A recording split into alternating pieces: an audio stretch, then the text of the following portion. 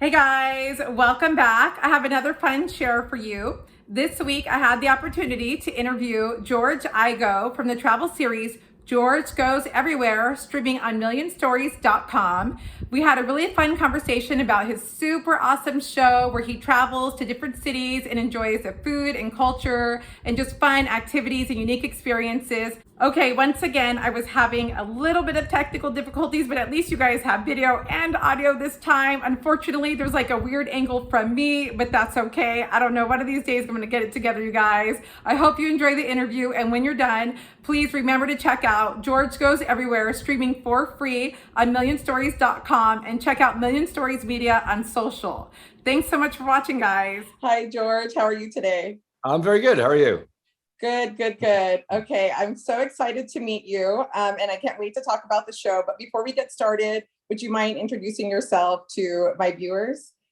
Yeah, and telling us a little bit about your show as well. Sure. Yeah, my name is George Igoe, and I'm the host of George Goes Everywhere, and it's the show where we basically go to a city and we see how much fun we can have without spending more than $100, and it's on millionstories.com. Awesome. Like I said, I have watched the show. And my husband and I both watch it and we really enjoy it. But before we get into some of my favorite things and questions about the actual episodes, I want to know, where did you come up with the idea for the show? Was the idea pitched to you or was it all in your own?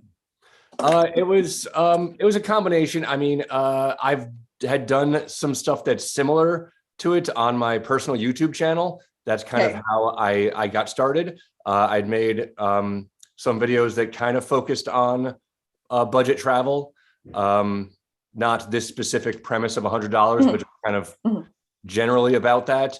And so when I, got in touch with Million Stories, and I had a phone call with them, and they were just kind of like, we kind of want to make a show about traveling on a budget.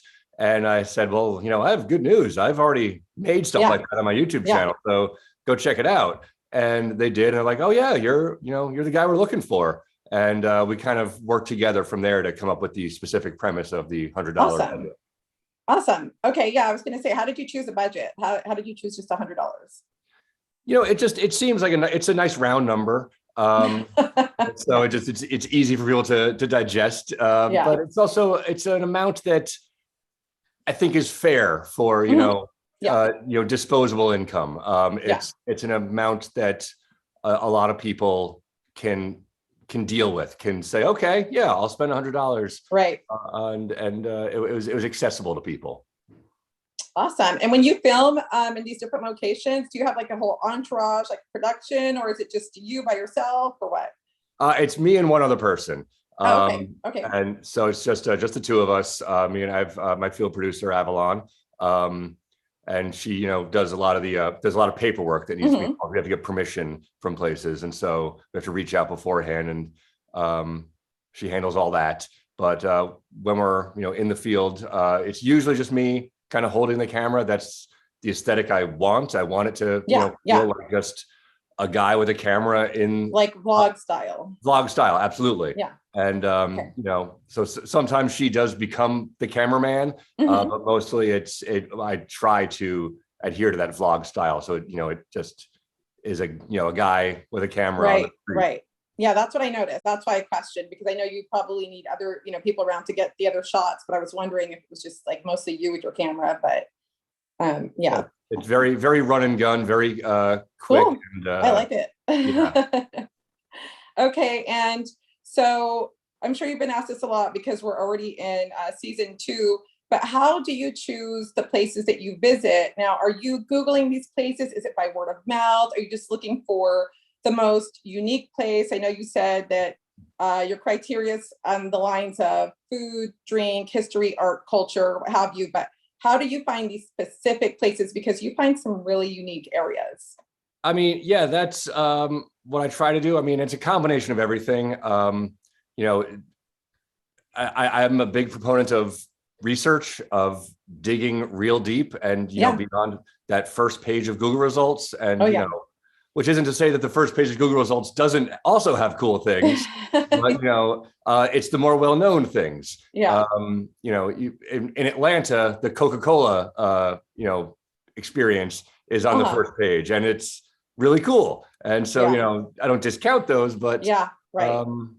Try to, you know, dig deep and, you know, Yeah, ask you do. around. You get in there, you find some really unique gems. And you know what, a criteria I like to think of is if choosing if a place would work well on camera and work well for the show, like a Right, place that would this be a good, say, second or third date spot? right, Like, right, right. would this be a good place to go with someone who Yeah. you knew a little bit, but we're still kind of getting to know? Would that be a fun date spot? Those are the types of places that I think play well on camera and work well for the show. Yeah, I enjoy the places that you visit.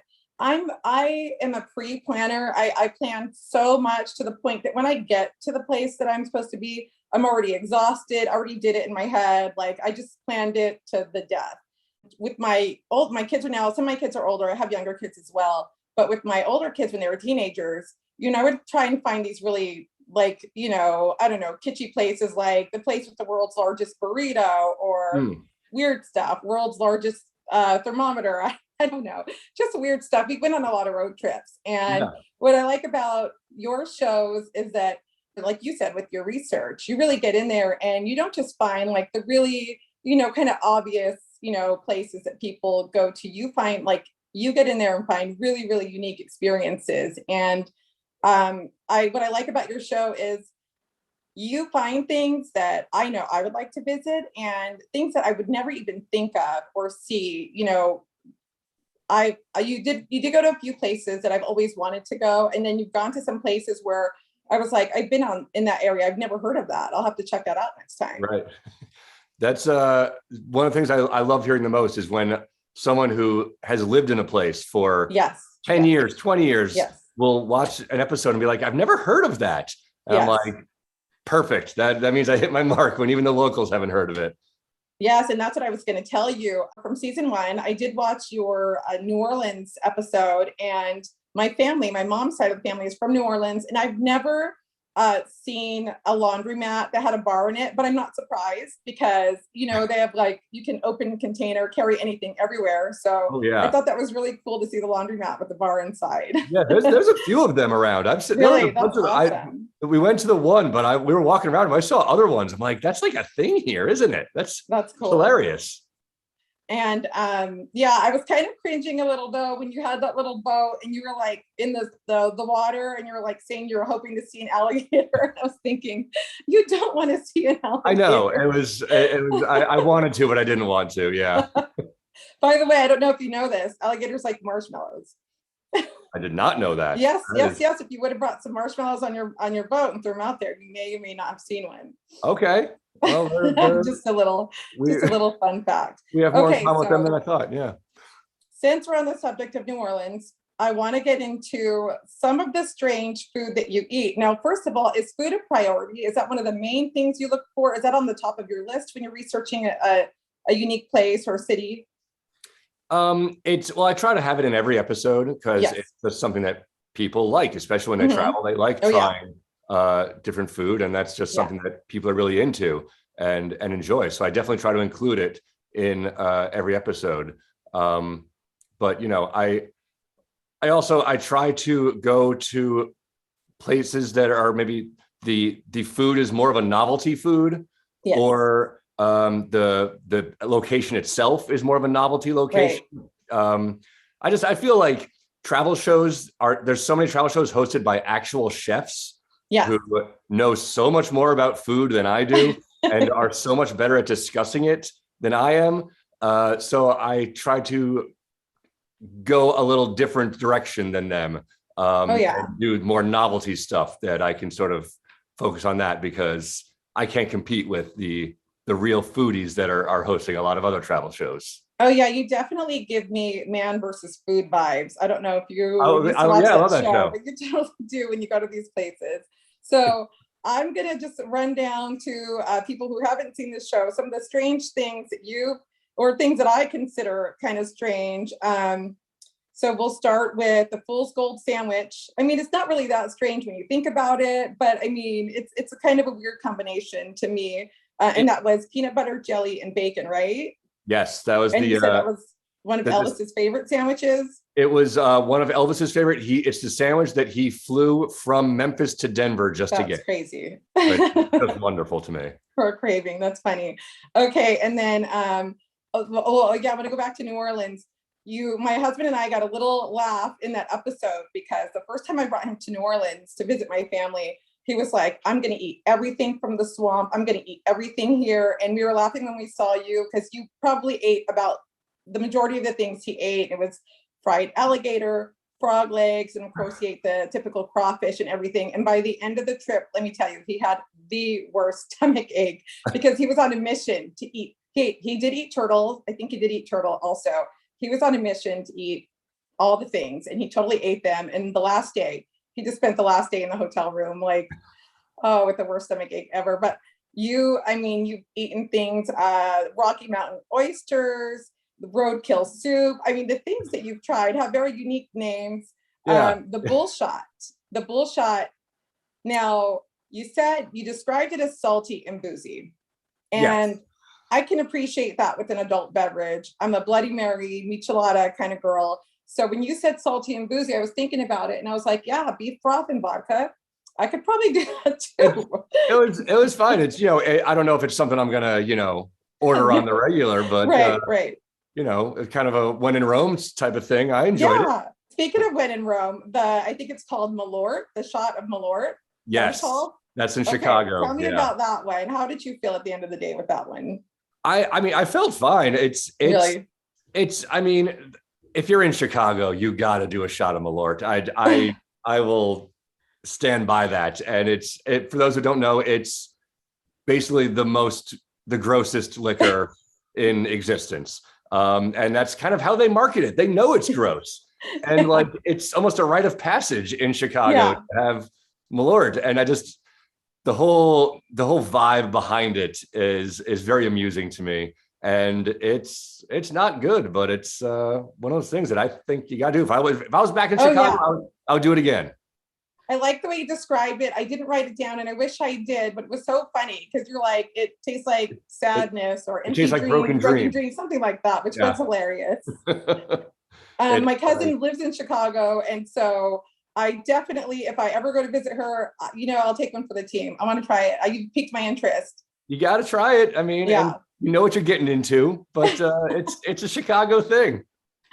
And that's what I appreciate about your show is you're definitely showing things out of the ordinary. And I really like that. So I know I'm talking so much. I really, really do enjoy your show. And I have like a jumble of notes here, but they're going to wrap me soon. So do you want to talk to us about season 2? I did get to see the Louisville episode. I've always wanted to go to the Kentucky Derby. So I really enjoy the Churchill Downs Museum and I'd like to visit that myself. But if you want to go ahead and let us know a little bit about season 2, I haven't seen all of the episodes and I'm looking forward to watching the rest. So season 2, there are 7 episodes. We went to Phoenix, Denver, Detroit, San Diego, Tucson, Pittsburgh, and Louisville. Oh, cool. And Phoenix is just premiering today. Tucson and San Diego are the coming weeks. Every other episode's out. And so, I think they're a lot of fun. We had to dance around some mask mandates. It's the end of 2021. Yes. And so certain cities that had more stringent mask policies, we had to avoid because masks on camera don't quite work. But thank you for mentioning that because I did want to ask you about that. If it was challenging to film season 2 because we're just off the hills of the whole Pandy situation. So how did that work out? It just means we had to adapt the cities. I mean, you're up in the Bay Area. I did a lot of research on doing batches episodes in San Francisco, Portland, and Seattle. But with the mask policies, it just kind of it's really strict here. Very strict.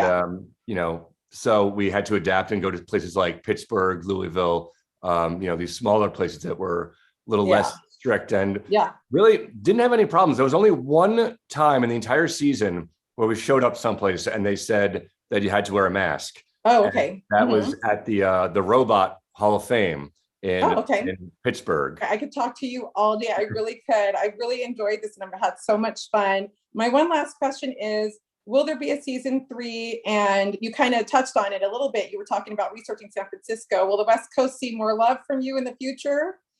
I mean, I would love nothing more. I think there's still plenty of U.S. cities to hit. A lot on the West Coast, like I mentioned, those 3. There's L.A., Vegas.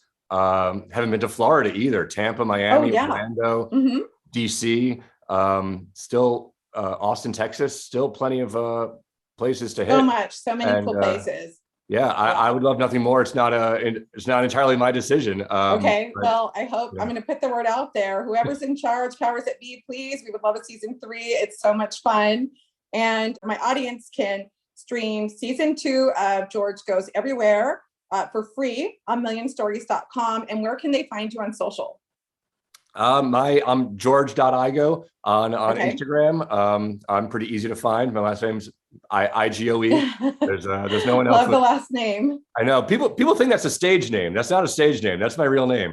I'm pretty easy to find. The Igoe's not a common name. So yeah, just George Igoe. Yeah. So now the name correlates with the show. Kind of. Now, did they get the idea for the name of the show because of your last name? Or was it just a happy coincidence? I think it was just a happy coincidence. Yeah. That's cool. Okay. Well, thank you, George. I really enjoy talking to you. I honestly could talk to you all day. I'm in the Bay Area. Sometimes I know you're in LA. I hope to see you one day, maybe out in the wild. That'd be great. Thank you, George, so much for your time. This was awesome. Yeah, thank you for having me. Thanks. Bye-bye. Bye.